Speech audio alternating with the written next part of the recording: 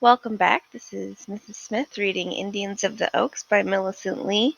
This is part 2, and chapter 7 of part 2 is called Nighttime in the Forest. It was early evening when they reached the heart of the grove. The air was sweet with pine needles. The needles were smaller than Was had thought they would be. The piñon trees were straight and well formed. Was thought she had never been in a pleasanter camp. It seemed as if each tree were her friend. Good trees that could give nuts to eat and branches to burn. Good trees that could give shelter and shade and comfort. Her mother selected a place for their camp under one of these beautiful trees. Many yellow piñon cones shone like gold near the top of this tree. The piñons on this tree are ripe, said the herb woman. She kindled a fire out of dry piñon branches. Was gathered little sticks and helped to feed the fire. Then she rested beside the fire because she was very tired. As she spread out her hands at each side of her, she felt something soft and sticky on them. "What is this funny stuff sticking to my hands?" she asked. "It is pitch," replied her mother. "The piñon trees are covered with pitch." Was rubbed her hands on her knees and her knees became sticky too. "I'm covered with this sticky stuff," she cried, a little frightened. "It is all over my body." "Rub earth on your hands and knees," said her mother wisely. "The earth will stop the pitch from sticking." Was dusted the sticky places with dry earth and cleaned off all the pitch. "Earth is clean, isn't it?" she asked her mother. "Earth is clean sometimes," answered her mother. "It is like medicine, good for some things and not good for other things." "It is good now," said little Was. Her mother set an olla over the fire, poured acorn meal into it, and covered the meal with water. She had brought a sack of the meal in her net. Soon a nice mush was bubbling. "Our supper will soon be ready," she said. "Did you bring some crushed stones of holly berries? We will put them in our mush." Was felt very proud to help with the supper. She opened her deerskin bag and poured a handful of powdered stones into the mush.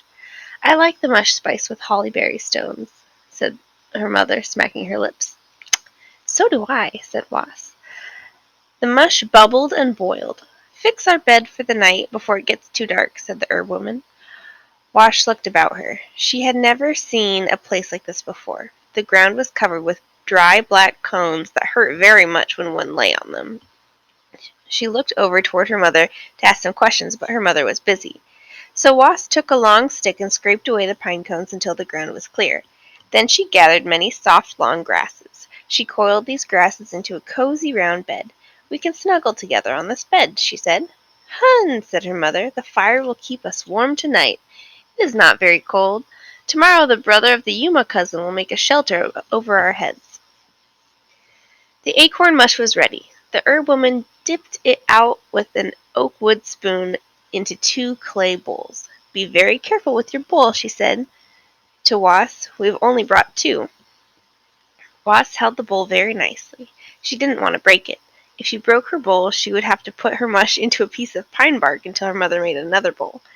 But perhaps the right kind of clay couldn't be found in the piñon country. Then she wouldn't have another bowl until she reached home. She curled her first and second fingers into a little spoon and ate her mush. It was very good mush. The herb woman always soaked out all the bitterness from the acorns. One of the old sisters in the wild rose patch said that she liked a little bitterness in the mush. Some people like funny things, thought Was. The herb woman and Was cozily ate their supper together. They looked around the forest. Many campfires sparkled in the openings. Circles of Indians sat around them. Their backs, as they bent over their supper, looked golden in the firelight. Some of them had twisted up their hair. Paint marks decorated their skins. Their voices were as soft and deep as the wind in the tree-tops, and they sat quietly as the tree trunks. Those who were moving at all moved like shadows. They seemed to belong to the forest. The thin moon was curled like half the rim of a winnowing basket. There were as many stars as cherries on a cherry bush. The Mihitut, the backbone of the sky, which some people call the Milky Way, was in its place as ever. At the edge of the brush a coyote wailed like a frightened child. perhaps he was afraid of the strange new lights in the forest. Was fell asleep over her mush bowl. She didn't know that her mother gently took her bowl away and laid it upside down by the tree trunk. She didn't know how she had nearly broken it, for, had it fallen, it might have hit a stone. The herb woman snuggled down beside Was and covered the child's body with her long, warm hair. Soon the Pinon country was as quiet as if it were not filled with the Indians of many tribes from far away places. That's the end of Chapter 7. Join me next time for Chapter 8.